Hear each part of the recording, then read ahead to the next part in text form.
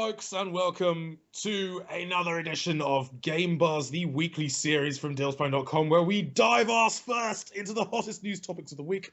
I'm Matt Garden. I'm joined once again by Jonathan Lester. Arse first, eyes open. Damn straight.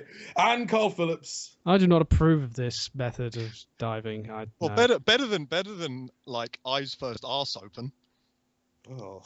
That is very true. But I'm not. I'm just going to stand here and watch the news from afar. That's what I'm going to do because I don't care for your game. Thank you. You're not allowed to do that, Carl, because you're integral. You're integral because before we get to the news, we've got to get to Challenge Carl. Yes, the segment has launched. Challenge Carl is a thing. Put it in your faces. The first video went live yesterday. How was doing Titanfall with a flight stick? Exhausting. I don't know. Basically, you can notice if you watch the beginning of the video, I look relatively normal. By the end of it, I look so haggard. It's just unbelievable. But, you also got a massive beard over the course of that time as well. It's amazing. It really is. It's like you can see the seasons changing outside the window. It felt like it. It's quite beautiful. But it's like they've seen from House of Flying Daggers. Only much better than House of Flying Daggers. Oh, immensely. But yeah, I mean, on the whole, like the one thing I didn't actually mention in the challenge, Carl, was that I actually spent an extraordinary amount of time getting the joystick to work with Titanfall. But eventually I did get there. So there was a challenge before the challenge could even begin, but we got there. Meta challenge. It was a meta challenge. It was all very meta. So thank you, Pinnacle Game Profiler. There's a shout out for it, which is the thing that I used to get the joystick to work with Titanfall. But yes, I tell you what, I felt so drunk playing it, if that makes any sense. Like, the way that I was moving, you can see it. I was just like jerking around. Oh, what? I can't aim. And that made it difficult because everybody else had reflexes that I could not match. I mean, even the guys like with controllers were just outdoing me in terms of turn speed and everything. It was just, I just couldn't keep up. So I had to think about it tactfully. And it made for some interesting sessions. I'll put it that way. Well, you can put them all in your face now. The video is live. Challenge Carl is on. Yep. It's going to be good. Thank you to Tepic 2000 for that suggestion. Do keep them coming. We failed to put up a post on Monday, but there will be one this Monday. I promise you. It will be there. Do send in your suggestions, whether on this Game Buzz thread or on the Challenge Carl thread on Monday. Keep them coming. We need all the suggestions we can get. Oh, yeah. This week, though... what John, you got for me? John, you came up with something fiendish. Yeah. I did, because here's the thing. That's you phrased that spectacularly well, because I'm going to come at you, bro, in force, bro force specifically, because we've been playing a bunch of bro force recently because it's amazing. It's just one of my favorite early access projects ever, and is potentially on course to be my game of the year 2014. That's just a little tip, but. When we play Broforce, we make a glorious mess of things. Like, we destroy everything. We just annihilate everyone. We bring the rain. We throw bombs everywhere. We get a Brobocop blasting everything. Oh, yeah. But the fact is, the aim of the game is to kill the devil at the end of each level and liberate everything for America, so everything can be fine and capitalistic again. Lovely. Yes. But here's the thing. I feel like there's a lot of collateral damage, brolateral damage. Brolateral damage. Whereas it should be possible for a silent assassin to make their way through the levels without killing anyone except the very last enemy, the devil at the end of the stage, in order to complete it. Like proper Hitman style. So that, my friend, is my challenge to you. I want to see you fully run. What should we say? The first 3 levels of Broforce, man? First 3 levels, I think. The first 3 levels of Broforce, without killing anyone, with no collateral damage at all, no deaths from, no second-hand deaths as well, no deaths from explosives, Carl. I want to see you do that for the first 3 levels, only killing the devil at the end of each level. And I want you to bro out constantly throughout. You son of a bitch. There's no broing back. All right, then. Challenge accepted. That is what I'm going to do. I will try and take on Broforce and only kill the devil. The devil will be in the detail. Right, completing a single level will be impressive, but completing 3 will cement your gaming you'll win the legend. challenge, mate. Your Yeah. legacy Your is legendary for status. Carl to be challenged. Fine. Challenge accepted. That is what is going to happen on next week's challenge, Carl. Oh. I can't wait. So, yes, there we go. That's happening. So yeah, that'll go live Friday. Do stay tuned to the site for that. And do, as I said before, keep those suggestions coming in. Like, the more outlandish, the better. Like, yeah, the more left field. Yeah, more give me ridiculous stuff that quality is good challenges. Like that one for Titanfall was brilliant. I have to say, well done, Tepic. Again, thank you for that because it was awesome. It's going to be good. Right, let's get our gloves on and sift through the mire of news that we've amassed this week. And the first thing we're going to do is we're going to retouch on some stuff because Microsoft have had a big week. They've had a big week. We did a special podcast earlier this week on their massive Kinect U-turn. And before we go any further, like we've had a little bit of a chance to sort of, I guess, absorb that news now, that information. You know, Microsoft dropping Kinect for a bundle. Further thoughts on this, guys? Yeah, it was. I mean, we've outlined most of our thoughts in our sort of very emotional, off-the-cuff podcast that we recorded like minutes after hearing the news. But yeah, after simmering down a bit, they're trying to make the best of a bad situation. Basically, Matrick left them in a total shambles. They're trying desperately to sort of get the Xbox One perhaps back on track and trying to, make it a bit more like the Xbox 360, a bit cheaper, concentrating on the games. The problem for me, though, is that it feels a bit like Kinect's sacrifice, because that is what it is. They've killed it. They threw it under the bus. Kinect's sacrifice might be in vain because I don't think they've lowered the price enough. Because it's, 349 quid. That is the same as a PS4. Yeah. But it's less powerful than the PS4. Yes, a lot of people are saying, oh, but a tiny little partition of the CPU and GPU is now going to be freed up and will make performance better. Maybe, but it's not going to do very much, guys. Don't delude yourself into thinking that suddenly it's going to be like pumping out significantly improved visuals. The PS4 is really suffering on the games front. I'm putting that out there, but it's a superior machine. It's smaller, its UI is better designed, and it's more powerful. And to kill Kinect, to absolutely brutally murder this, their only real differentiator beyond the exclusives, they should have tried to bring the price down to lower than the PS4, even if it was only by a symbolic amount, even if it was only by 10 or 20 quid. Otherwise, what was the point?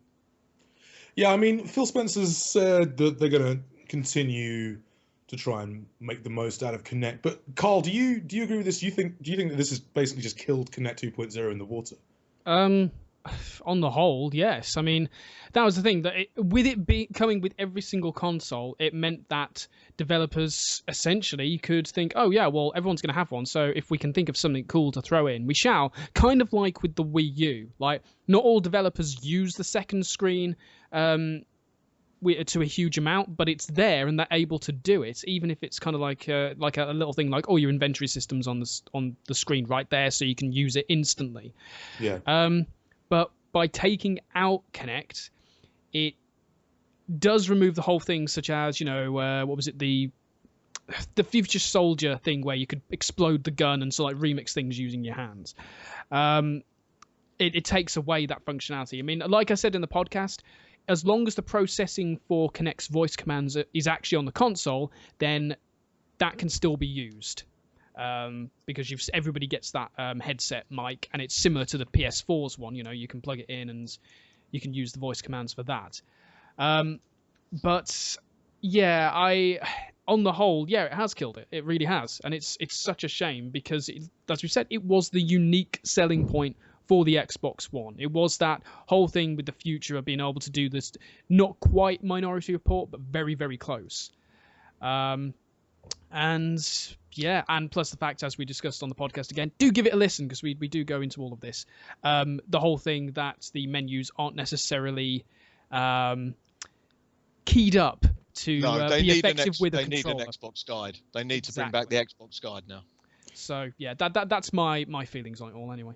I mean, yeah, there's a sense that more choice is good. I mean, we love choice on Dealsbone, and certainly some of the consumer feedback has been, well, they should have done this site from the start.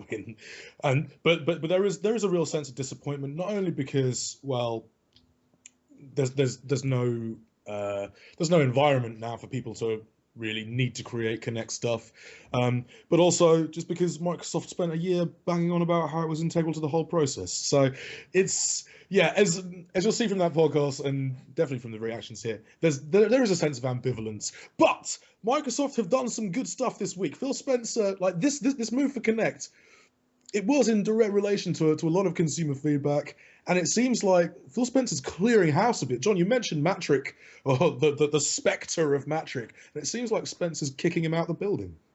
Well, he's already left the building. All he's doing is scraping the slime off the walls. We've seen this with the there are two other things this week. Like Spencer promised there'd be no more subscriptions wouldn't be required for streaming apps, and that games with gold would actually have some relevance for the Xbox One. Yeah. Yeah. Which is okay, a thing that they should have done for a while. But yeah, it's definitely there, and that's good. Do we get the feeling that, I don't know, I read an article about this earlier in the week. The idea that this is, I don't know, it just seems like there's a little bit of, Spencer's brought a little invigorating sense to Microsoft. There's a sense that maybe, I don't know about you guys, but I'm actually excited for Microsoft at E3 for the first time in a while. Yes, I think the entire internet has agreed with you. In fact, you look through forums and that, and even like diehard Sony fanboys are saying, yes, Spencer, you lad, let's have some real competition. That'll make Sony up their game and maybe release some games as well. The fact is, it's great to see a games man heading up the entire division of a home console. It's good. It's good to see people who are passionate about video games, not people who've come direct from EA, but people who are passionate about, like Matrick, people who, for that is where he worked directly before joining Microsoft, people who are actually passionate about securing really cool games, like in charge of the console, not just in charge of like the publishing arm, but in charge of the whole direction of the console. That's really exciting. It could be an utter disaster. It could be absolutely horrible. But I think it's going to be really fun finding out. It's going to be awesome if, because it fixes two things. First of all, the horrible marketing and timed DLC led Microsoft that we've been used to over the last few years. After the Xbox 360's amazing start. Yeah. After 2007. Oh, what happened in 2007? Oh yeah, Don Matrick joined Microsoft. We're hopefully going to be getting away from that with some blue sky thinking that might backfire horribly. He might make some terrible business decisions because he just loves games too much. But I want to see that happen. I want to see what happens. And also, like Microsoft just needs a better figurehead. It needs a better public face. Because I'm sorry, Major Nelson needs to be put out to stud. Don Matrick was basically a sort of reptilian android with all the charisma, with all due respect of the stuff that's currently leaking out of your nose at the moment. Ew. And I mean, who else have they got? I mean, I like Charla a lot, and the idea Xbox guys are great. But I mean, who else have they got? I mean, Yusuf Mehdi. I mean, they need someone. They need a figurehead like Sony have with. Or pretty much everyone who works for them, and sort of like Nintendo have with, I guess Reggie. Oh, Reggie. I would say Iwata, but Iwata's more like, I don't know, he's more like a sort of pantomime character at the moment. But yeah, I think we are really excited to see what Spencer can do. The proof's in the pudding, mate. I mean, a lot of people are saying you're the sort of Xbox messiah. And, E3 is going to demonstrate whether you actually are, or whether you're just a very naughty boy. Yeah, absolutely. The thing is, in dropping all these announcements before E3 and making all these moves before E3, some people were I was a little bit surprised that the Kinect bundle was announced before E3, but they're clearing the entire stage for games. And that's a good thing to live and die by, I suppose, but make no mistake, they're going to live and die by the games now. Like they've got to bring their big guns, and they're not the only ones. Nintendo are going to have to do that as well, and they've been in the news a little bit this week thanks to an Iwata investor call. Investical. Investical. Yes. Which I want to bring up two things from this. And the first one, we ran the news post on the site. There had been rumors that Nintendo would be bringing new hardware to E3. That's not happening. But they do have some new hardware in the pipeline. They have an idea of the direction that it'll take. But Iwata wouldn't be drawn on a time frame. So their focus is very much still the Wii U. Did you guys want to see a new console from Nintendo at this E3? Would it have made sense? Absolutely not. Absolutely not. Well, absolutely not. I guess it depends, though, doesn't it? Because if it was this is the thing. If they were to come out with a Wii U version that doesn't have the expensive tablet and thus killing the tablet, then that has a sort of camera sensing thing instead. Yeah. Because there's a load of those going begging now. Yeah. But yeah, just like scribbled Ninty on the front. Yeah, if they were to do that and allow backwards compatibility for other Wii U titles, I'm not sure how they'd be able to do stuff like Zombie U, then I don't know, maybe. But even so, like, I wouldn't recommend it. I still think it'd be a terrible idea. Yeah, do you know what the gamepad is? The gamepad is great. It's just developers are too lazy to use it. Yeah. I don't often say that, but the gamepad really shouldn't be a gimmick. It's freaking awesome.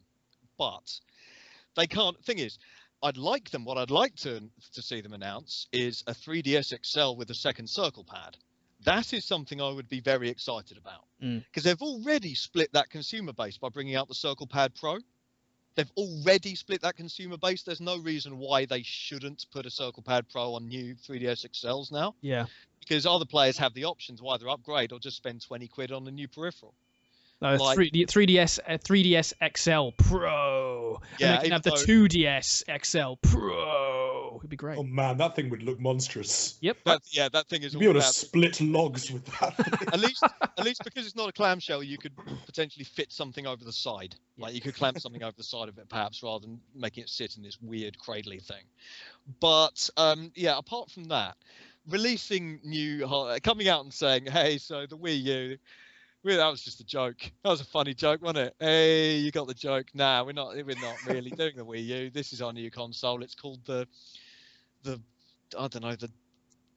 understand, the please understand, the please buy. Please you. The We Understand. We understand. Yeah. We understand. Genius. It would.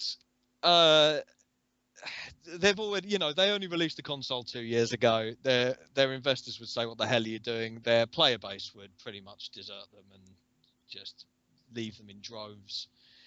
And it's just way too soon. And more to the point as well, they're not holding a press conference.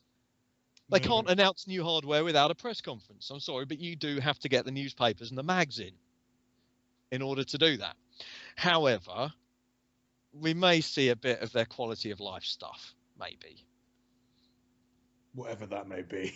New Wii Fit. New Wii Fit.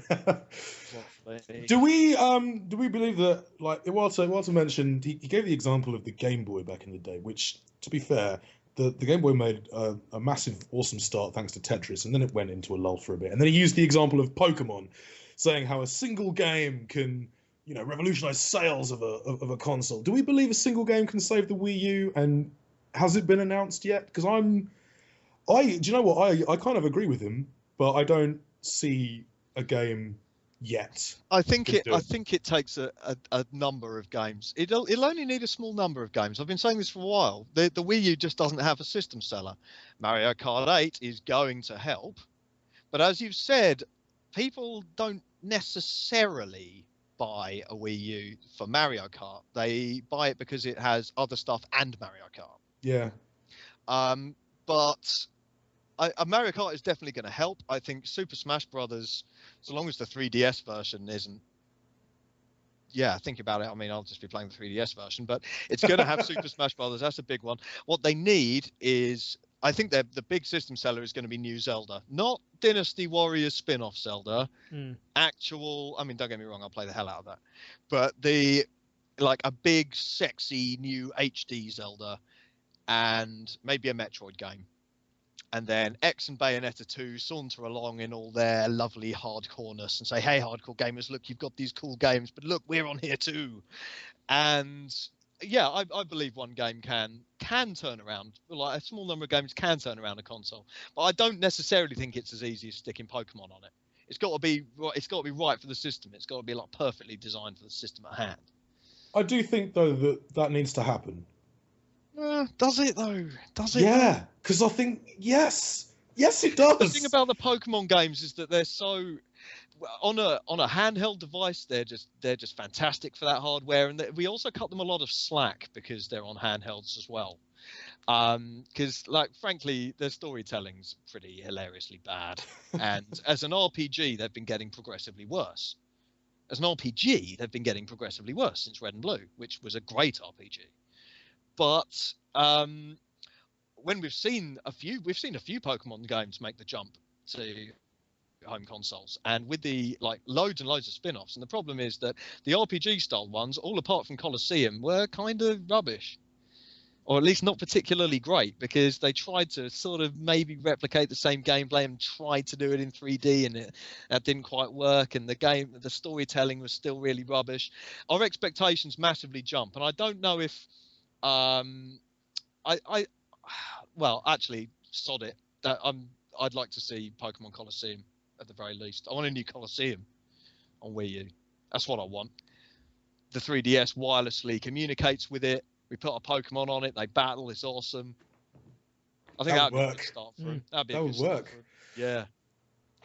Either way. Yeah, in terms of an RPG, though, I don't know. I think it needs more like... I think we need more Metroid and Zelda first, and then see if Game Freak actually has what it takes. And a true successor, please, Nintendo. A true successor to Super Mario Galaxy. That would be great. Because traditionally, Mario kicked the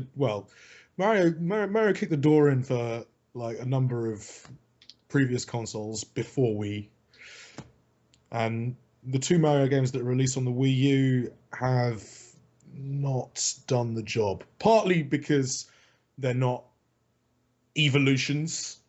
They're not part of that continuing legacy. They've been sort of spin-offs of spin-offs almost, and partly because Nintendo have no idea to market them. But yeah, E3, we need something big. We need a big name.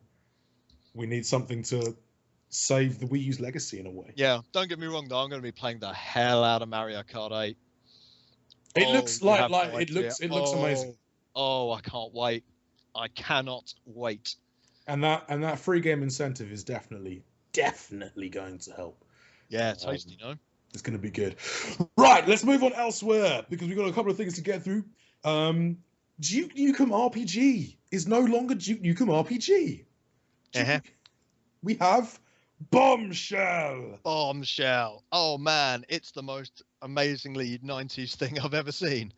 It's they've Gearbox, shall I say, Interceptor said, we're going to make a Duke Nukem action RPG, and Gearbox said, no, you're not. And Interceptor said, yeah, okay, fair enough. But what we're going to do is remove Duke Nukem and replace him with a sort of scantily clad, hot pant wearing, bionic arm wielding, awesome haircut having female bomb disposal expert. She reminds me of Jack from Mass Effect 3. She does a little bit, only with extra metal and less clothes. Yeah. But do you know what? Apart from the fact that the release trailer looked like one of the terrible CG intros to like any number of games released in 1992, like I spent about half an hour on the YouTube video after setting it to 1080p before realizing that it was already at 1080p. It looks really fun. It looks like a really fun top-down action game with loads of layered RPG systems. It looks like it could be a laugh, although, we'll need to see gameplay before we can really comment on that. Yeah, I mean, I liked the idea initially, even with Duke Nukem attached before everything got a bit litigious. It wasn't going to be a traditional Duke Nukem game, but I like top-down kind of throwaway shooters. Like they're kind of awesome. We don't know if, as you say, we don't know if this one is going to be awesome yet. But I like the idea. I like the idea of throwing in some RPG mechanics there and having non-linear, non-linear, non-linear, ranch, ranch linear designs and side quests and upgrades, all sorts of that stuff for Lon Gilbert and Lon Jeremy. Yes. So yeah, so long as Bombshell's actually a half decent character, I think it's Bombshell. going to be great. I do have a part of me, just a little cynical rain making gland at the back of my head does wonder if maybe they leaked Duke Nukem Mass Destruction, like maybe, but really, I wonder whether releasing Bombshell was their aim all along, because they've got this character. It seems like. Well, actually, it does seem like she was cobbled together at the last minute out of various terrible 90s awful characters. I like the way Late describes it. Skrillex has a sex change and goes into bomb disposal. Yeah. I thought that was very well done. But I can't help but wonder if because they never really officially announced Duke Nukem Mass Destruction. They just leaked it in a hilariously simple way. Like they said, "Oh, it's an accident. We didn't know people would crack it," but yet they did it. They hid all the details in a way that was designed to be cracked very quickly. So I wonder if they were always planning on releasing Bombshell and just wanted to drum up a little bit of hype. It's possible. It's possible. I mean, yeah. I mean, they exposed themselves to potential legal problems from Gearbox, but it's unlikely they had to actually, they backed down almost immediately. I doubt they had to spend that much on their own lawyers. Yeah, and frankly, if they just sort of come out with the Bombshell announcement, I think we might have just taken one look at the character design and kind of rolled our eyes a little bit and not any column inches at all. We'd have looked at all of it. Like, we wouldn't have looked at the screenshots that look super great. We'd have looked at the character design, that reveal video, and gone, what the hell are you doing? So I don't know. I suspect there might be a little bit of I think there might be a little bit of shenanigans going on, but either way, like proof's in the pudding. I'm so totally in the market for fun action RPGs. I love them. Yeah, we'll be watching that one with a beady eye. Another thing that we'll be watching with a beady eye, Far Cry 4 just got announced. Oh, yes! Yeah, it did. And we're going to the Himalayas. Yes. And it's not going to be, well, it's straddling console generations. Yeah, well, I mean, everything's sort of straddling generations at the moment because, lots of people have those old consoles and they are likely to buy Far Cry 3 and they'll make much more money. It's a shame because I want the cross-gen stuff to stop now. Like, we've seen so often, like in a number of games released so far, that developing for the older consoles can hold your game back, can hold your engine back, and the features list back as well. But I don't care because it's Far Cry 4 and we might be able to ride like elephants and set stuff on fire. So that's the thing I want to do, and I'm convinced that we're going to be able to do it. And it's set in the Himalayas, and just look at that artwork. It looks awesome. There's like rocket launchers and exquisite suits and grenades everywhere. It sort of looks like Saints. I don't know. I'm getting a sort of Saints Row crossed in Far Cry 5 from that sort of cover art. Or I'm pretty sure that is an exceptional suit, though. I like it. Yeah, I'm pretty sure this guy is New Vars, huh? New Vars. Vars number 2, unless they pull a fast one and let us play as the crazy despot this time around. That's the first thing I thought when I saw it, and I didn't know anything about the Himalayas. I thought, is that Jason in a suit? Like, yeah, I'd really like them to actually let us play as the batshit crazy evil guy, running around and just subjugating people and killing wannabe heroes. I'd love to do that in Far Cry 4. That'd be wicked. Although, sadly, the press release does say that it's in a region of the Himalayas that's struggling under the regime of a despotic self-appointed king, which kind of suggests that we're going to have to just kill him. Rather than become him. We might I'll just be him. I'll just start as playing him. Like Saints Row style, you just bowl out your massive palace with a rocket launcher, just like, all right, Himalayas, let's fucking do this. And jump on an elephant and blow up a village. For fun. How about you, Carl? You excited for Far Cry 4? I wouldn't say excited. Personally. You wouldn't say. Did you play Far Cry 3? No, that's why. Ah. I still haven't got round to playing it. So, no, my last real impressions of the Far Cry series were Far Cry 2, and I've said regularly that I wasn't really a fan of that. So, yeah, I mean, when I get around to playing Far Cry 3, maybe I'll be excited. But I mean, it's nice that there's more, and you know, I know there are a lot of people who did enjoy it, so I think it's good that we're getting another one. But personally, I'm not really caring much at the moment. Boo. But again, stoic pragmatism is absolutely how you should approach reveals that show no screenshots, no gameplay, and no details whatsoever. Yeah, we'll get it at E3. It's fine. Yeah. Basically, we're gonna have Aisha Taylor's gonna come on and say, "What, Far Cry 4 with rocket launcher? What?" It'd be great. Just no time travel. No Tobuscus. Yep. Yeah. Oh God, no Tobuscus ever. No Tobuscus. Maybe Mr. Caffeine comes on, she slaps him, and then he walks off. I'd probably pay him good money to see that. Yeah. See. Yeah. Right. So that's the news. Before we go, winners and losers of the week, chaps. Loser of the week. I'm tempted to say, a little part of me is tempted to say Sony, but they've managed to get away with a couple of really sort of slightly embarrassing flubs this week. The massive Microsoft sort of megaton bombshell got them off the hook. Because a couple of strange little things happened. First of all, the director, Rushy, the director of Drive Club, previously said that microtransactions are a plague and we're totally not going to have them in Drive Club, and then announced that they're totally going to be loads of microtransactions in Drive Club. It's like, the fact is, look, lots of people are saying, oh, but loads of games have microtransactions these days and it's okay. That's not a discussion I want to have. I don't think it's okay for full price games to have microtransactions, because as we and Carl, you've pointed out on many occasions, the only way that microtransactions make sense is if the economy is designed for grind. Yeah. Otherwise you don't need microtransactions. There'd be no point to them.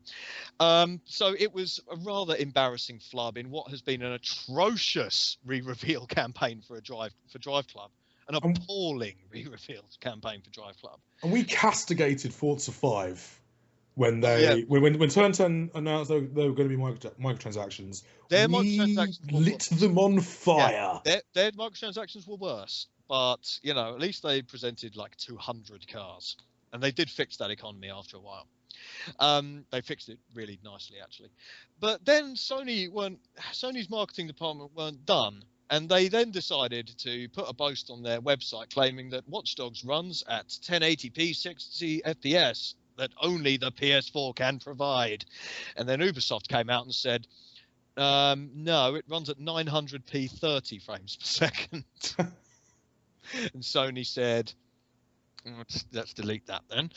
And then Microsoft revealed their massive megaton and everyone forgot about it. It's not really a big deal. It's clearly a mistake rather than a massive lie. It's like, you know, some like junior website designer got fed the wrong details and probably got chewed out a little bit. But it's still super embarrassing. Yep. And we love pointing out, no matter who the company is, you know, when a company screws up or gets caught in naughty little fibs, we love pointing the finger at them. They deserve it. They do. So I'm tempted to name them as the loser of the week this week. You sound like you're unsure. You sound like you've got another one in the bag. No, you see, the only reason I'm not going whole hog is that they got away with it. Well, let's stop that now. Sony, you're getting loser of the week because you sucked this week. Except they're not, because Kinect's the loser of the week. Yeah, it is.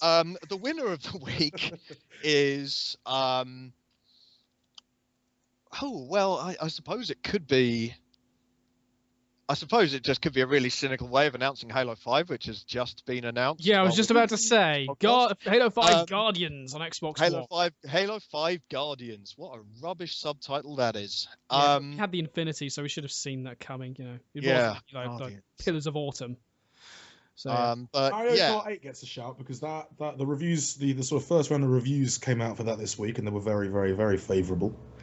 So that's another possible shout for winner of the week. Any others? I don't know. Carl? Yeah, well, Carl gets one. But possibly. For managing to use a flight stick with Titanfall. Or do I? You have to watch the video to find out. But yeah, I totally did. No. Winner of the week is Super Hot. I think so, actually. Yeah, super hot because it got its funding in a day because it's Single awesome. day. Super My Hot God. wins. Because it's awesome. Oh, Super yes. hot. Super Hot. Super Hot wins because it was an amazing game jam project that was amazing and free to play, and you should totally go and play it now. But they've got their funding, and they're still funding, and they're making it into a big, tasty, full game. Yep. Yeah. Don't get me wrong, it's ambitious. It's very ambitious, but they've put together a relatively sizable team who seem to know what they're doing, and you got to be in it to win it.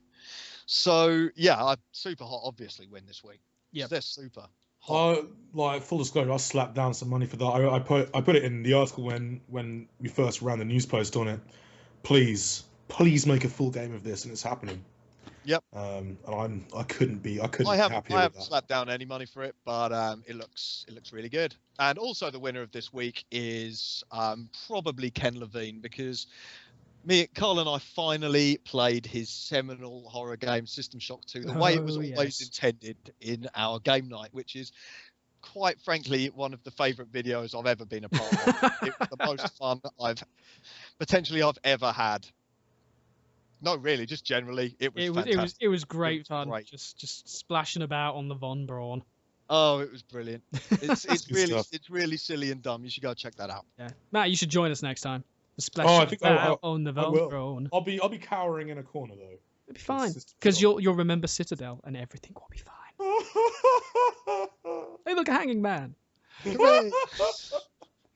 So yes, thank you very much for listening, guys. Do check out all that content. Game night was amazing. We got Challenge Carl yesterday, and do keep those suggestions coming in. Oh, yeah. Because yes, we want more horrors to inflict upon Carl. Yeah. Do your worst, meatbags. Yes, no, seriously, do your worst. Send those in. We will have a post up on Monday. So yeah, look forward to reading some of those. But yeah, we'll be back next week as usual with another Game Buzz. Thank you very much for listening. Tell your friends, hit subscribe, and we will catch you very, very soon. Cheers, folks. Have a good weekend. Bye. Bye-bye. Bye.